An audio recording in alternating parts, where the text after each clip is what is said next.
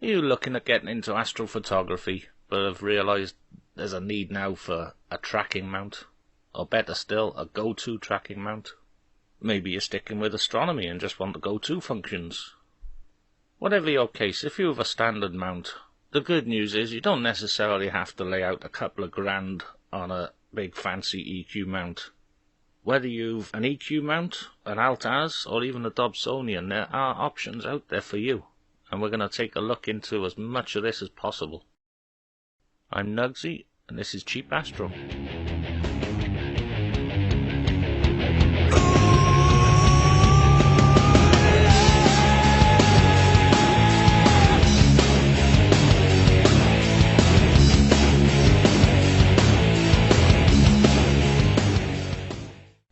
This video isn't about all the trackers and mounts you can buy. This is about upgrading a mount you already own. I bought mine for astronomy, and then wanted to upgrade it to give it motorized tracking capability and GoTo. So this video will go into the different kinds of mounts, their strengths and weaknesses, etc, etc. It will take a while, and there are timestamps down below if you want to jump to something specific. But it's worthwhile knowing these things before throwing any money at your mount, because it may be more prudent to just buy something else. Last year when I first bought a scope, I was determined it was going to be for visual only. I wanted to spend as little as possible on as much as possible, and the big recommendation at the time on all the forums, videos, everything was just get a Dob. Now a Dob is a Dobsonian mount. It's a simple rocker box, goes left, right, up, down, or Alt-Az movement, and that's what I was looking for. But as it happened, the bargain that popped up before any Dob popped up on the internet was on an EQ mount. Same type of reflector telescope, but on an equatorial mount. Now this put me in good standing for my future decision to go on to astrophotography, because there is a big difference between these mounts in their abilities. So let's discuss that one first. Now first of all, a good look at the Dobsonian mount. Basically you got like a swiveling base, goes left and right along the horizontal plane, and then you can move the scope up and down for your declination. It's the cheapest way to mount a large telescope, but it has exactly the same movement as the next type of mount, which is the Alt-Az mount. Generally the preferred one if you're putting a lighter scope on it. Easy to use for visual astronomy, just left, right, up, down movement as before, or altitude azimuth, that is Alt-Az, but not so easy to carry the payload of a large scope, which is why the Dobsonian exists. You do need a bigger, beefier tripod and mount for the bigger scopes. So when it comes to mounting one of these on an EQ mount, you're going to need a bigger class of mount. Mine came on an EQ5, which seemed at the time to be the biggest, beefiest thing I could imagine. It's like amazing. However, everywhere I looked online said you don't want to be imaging with that, because its 10 kilo payload capacity is only for visual use. When it comes to tracking for long exposure astrophotography, it's not going to be stable enough with this much weight, because my scope is 9 kilos, and with a 10 kilo payload is pretty much stretching it. They recommend you basically go with 50-60% of the rated payload capacity for astrophotography. So this mount is fine for something that's more like about 5 or 6 kilos. Now this is where the trouble begins. Looking at how much a mount costs that'll carry the payload of 10 kilos, we're looking near 2 grand, well at least 1,500. And of course, you know me, that's something I just can't do. So I took the decision to use this mount, and someday in the future get a lighter scope for it. That's a cheaper option than getting a bigger mount for the scope. In the meantime, I wanted to have a good crack at imaging with this 200mm Newtonian on that mount, and as it works out, it's doing okay. But that's down to the choices I've made in how I've gone about converting this to a tracking GoTo mount. But hold on a mo, we'll get there in a bit. First of all, let's go back to these two mounts we've discussed already, the Alt-Az types. That includes the Dobsonian. the ones that go left, right, up and down. Now they are fine. You can do astrophotography with these, and they're certainly easier for visual astronomy, but they're not ideal, and here's why. We're trying to follow, when tracking, the movement of the stars through the sky, or the apparent movement of the stars through the sky. And because the mount sort of goes right, up, right, up, right, up, and so on, you're going to find that there are little steps in that, rather than following a clean line through the sky. And this is where the EQ mount gets one up, because this whole mount is positioned in the first place so that it's pointing to the celestial pole. So if lined up precisely to that pole, then the movement of the other axis on this mount will actually follow that line on one axis. So you don't get this stepping. Another thing you find with this EQ design is because the scope is offset on one side and counterbalanced on the other, it doesn't feel like there's much weight for it to throw around, if it's well balanced. So a well polar aligned and well balanced EQ mount will outperform any Alt-Az mount. Another difference here, when looking at following this arc in the sky, with an EQ mount, the framing will also follow that line, whereas with an Alt-Az it will remain horizontal. Therefore the image will shift over time. It doesn't match rotation. But you can actually use a bit of a workaround to overcome that alt-azimuth restriction, and that is by using what's called a wedge. You can get these for both Dobsonians and the top of your tripod, between the tripod and the mount itself, and these wedges will put your mount on the equatorial plane, if set up correctly. And once set up correctly, that eliminates these former problems. With money always being a distant dream, I'm sure it'll be no surprise to you that I was looking for the cheapest possible option to add tracking to my mount. I could only dream of the full-on SynScan Pro upgrade kit, and I'm pretty sure that was quite a bit more expensive last year. But luckily, lesser kits were available.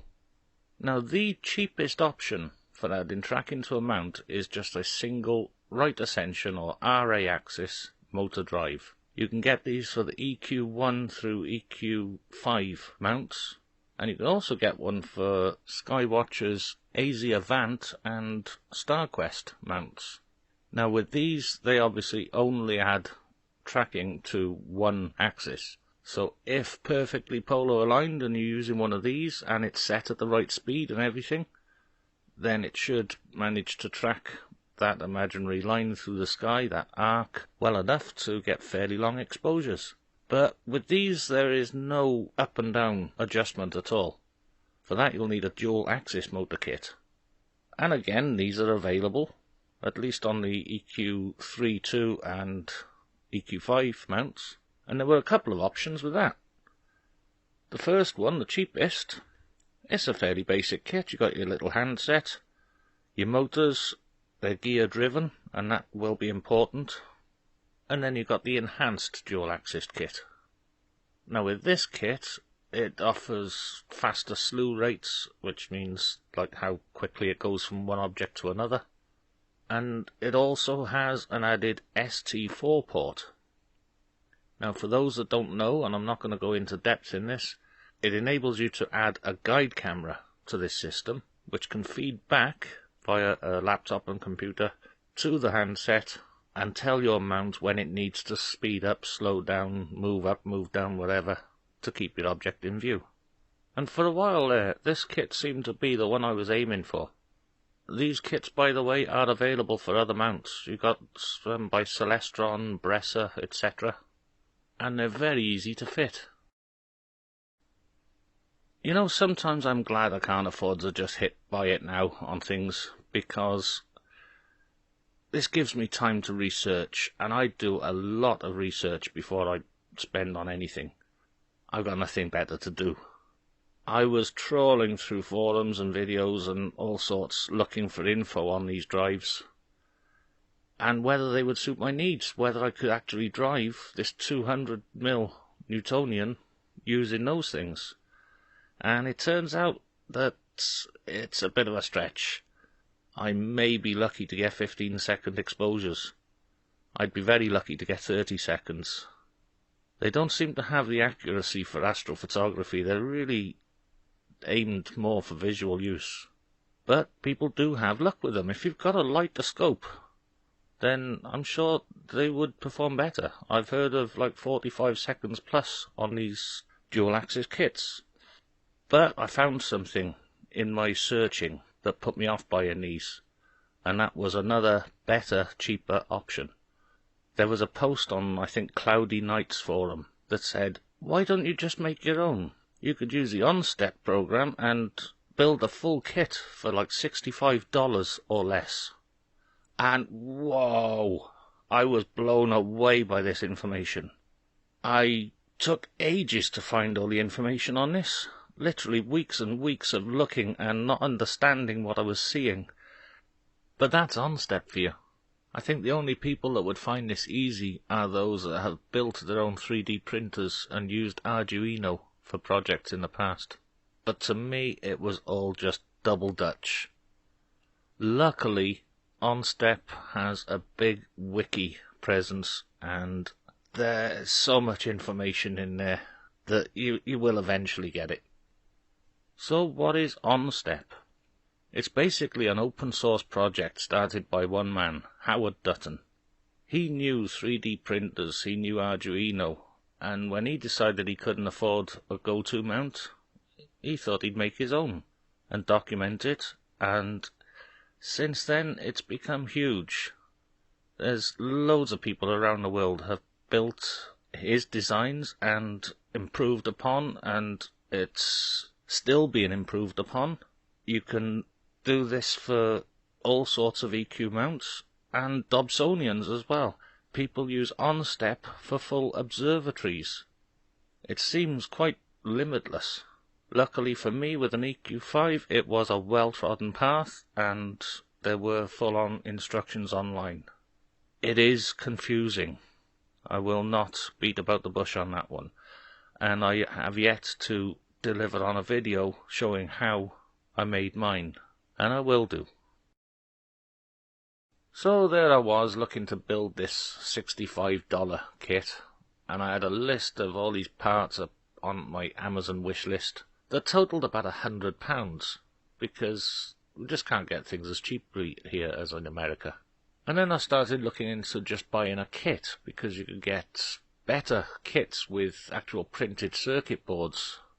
And I was having trouble sourcing those. There's nothing over this side of the Atlantic that I could find.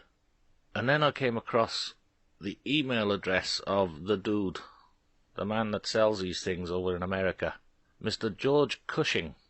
And with a little bit of back and forth in emails, this guy really helped me out. I discovered that kit wasn't really good enough for my setup. It's more of a visual thing. And in the end, it worked out I was going to buy the Max ESP3 kit. Now this kit is like a printed circuit board. You've got all the little bits and pieces, resistors and boards in there. And then it's your choice of stepper motors and stepper motor drivers. And this is where I needed the better kit, because I needed the torquier, bigger motors and the better drivers for those motors to give myself a chance with this 200mm scope. All in all, I paid just under £100 to have that kit sent over. It did not include the motors, nor did it include a case, but the basic kit was there. It was about £40 for 3 motors. I bought 3 because I wanted to add a focuser at a later stage. That third motor was redundant afterwards because it's just too heavy for the focuser. I ended up buying a case which was supposed to be like less than $10, and it was about £23 over here, along with cables, other bits and pieces that I had to kind of rebuy because of a couple of problems along the way. All in all, I ended up spending about £200 on this whole thing, which is still about half the price of Skywatch's GoTo upgrade kit. And it doesn't look as pretty, but I believe it to be a better solution. Because it has stronger motors, it has more accurate motors. These are 0.9 degree 400 step motors, and in most of these kits you've seen so far, they have half that accuracy. There's only 200 steps per rotation. And accuracy with 1000mm focal length makes a big difference. All these other kits are also gear driven, which allows for backlash. That is, when the gears start, stop, change direction, there's a little bit of play.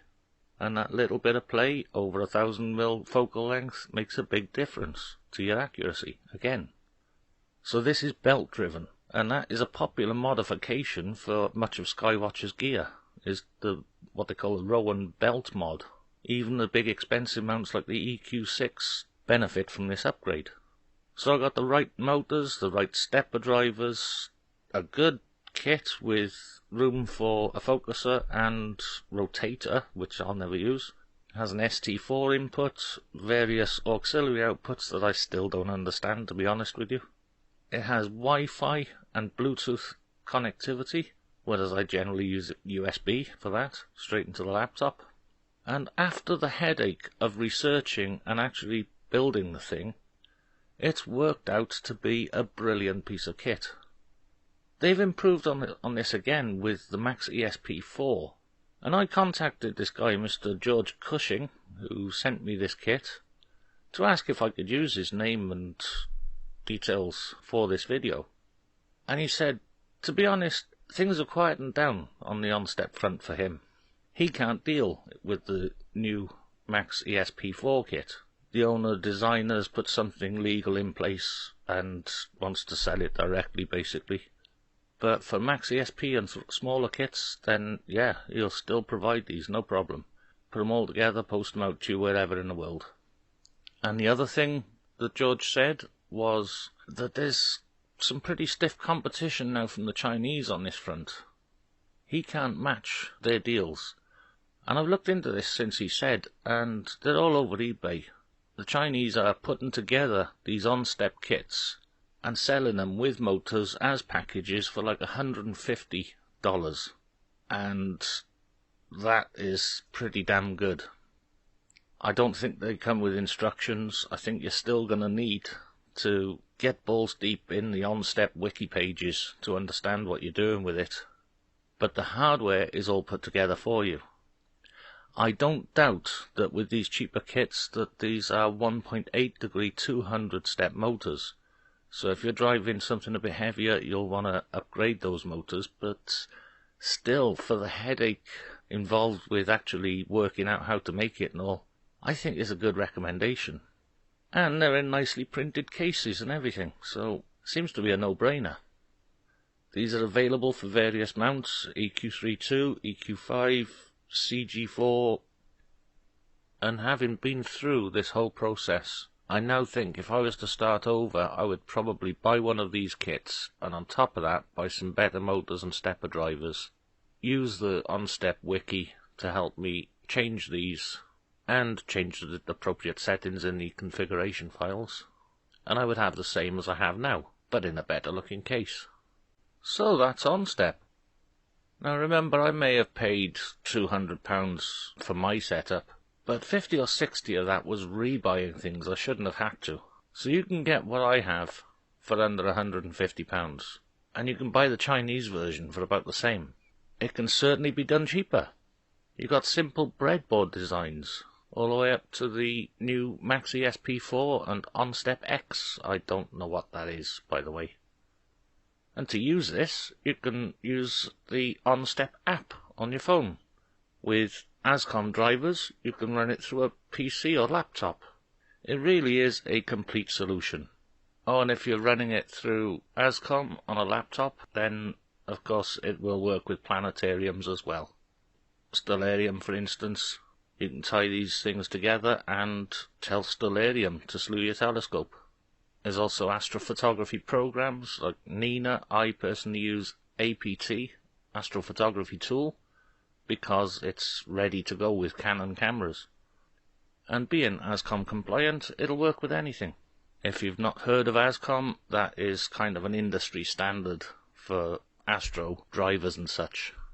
Now, as I said earlier, I will be making a video on the actual construction of my kit, but for now, let's just have a bit of a recap and a wrap up on what we've come across so far. And let's do it by mount. So, first of all, the standard Alt-as mount, as found on normal cheap refractors and the like, you can't really do much with those. I'm sure you could with OnStep, it's just not worth it. If you have a GoTo Alt-as mount, now that's a different story, because then you can use the wedge and put it on the equatorial plane, as stated earlier, and away you go. Now the Dobsonian mount, yes, there are full OnStep builds for Dobsonians, including some massive Dobsonians. I mentioned you can put a Dobsonian on a wedge, and you can make this wedge real cheap. But the thing I kind of just glanced over earlier was the equatorial platform for the Dob. Now that's a different kettle of fish in that it already has motors. This thing basically allows you to put your Dob on top of it, make sure it's aligned and all.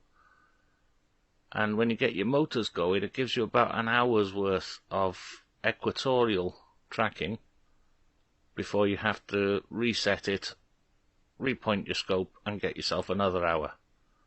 But these things start at about £450 as far as I could see, and go up from there. But, you know, it's an option for a Dob. Most of what I've been saying today is about the equatorial mount, upgrading from a standard mount to a tracking or to a tracking GoTo mount. And I really do think OnStep is the best option, whether you make it yourself or buy a pre-built. But if you're using this mount for a lighter scope, if you're using it for just a DSLR with lenses, then by all means do go for the dual axis motors. They take a lot of tweaking to get the speeds just right. Your polar alignment needs to be A1, but they can work. Now what I want you to understand here is why I've gone for what I went for, and it is basically all about the size of my scope versus the size of my mount. An 8-inch scope on an EQ5 is not recommended. Similarly, 6-inch on an EQ3, it's stretching it a bit. And when you buy a mount package, it's likely to be that way. It's at the visual payload limit of the mount. So here are my considerations for this situation. To give your mount the best chance at being able to track accurately and for long exposures on your mount without having to upgrade your mount or downgrade your scope, there are a few things that can help. Number one is to make sure your mount is in tip-top condition. Now mine was 15 years old, and I did what Martin Pyatt here on YouTube calls a super tune. He did, I think, a 4 or 5 part video series on super tuning the EQ5 and the EQ6 similarly. And it's a proper full strip down of the mount, re-greasing, upgrading bearings, what have you. It's quite a job, but it's worthwhile doing if you want to get the best of your mount. This can actually increase the capabilities of your mount. Links in the description for Martin Pyatt's channel and his series on that. The next one was I ditched the tripod and put it on a pier. Now that's not something everybody can do, I understand, so add weights to your tripod, put your tripod somewhere semi-permanent, like on some sunken bricks. Whatever you can do basically to give it its best chance. Some people have filled the legs with sand to make them more stable. And then lastly it was about the choice of motors, the choice of stepper motor drivers and the power supply. All this combined has helped to make it possible for me basically. My EQ5 drives my 200 pretty damn well. And you know, the only reason I've not gone over 45 seconds so far is because it's summertime. We don't even get dark enough skies. So if I go over that, I get a bright blue image on each sub. I gotta wait for winter to try that, and by then I'm hoping to have some guiding going on as well. But anyway, I think this video has gone on long enough. Again, thanks for your attention, thanks for watching, thanks for your subscriptions, your likes and your comments. Keep them coming, and I'll see you in another video pretty soon. Much sooner than this video came. This has taken me like 5 days to make. Thanks again all, I'm Nugsy, and this was Cheapass-tro.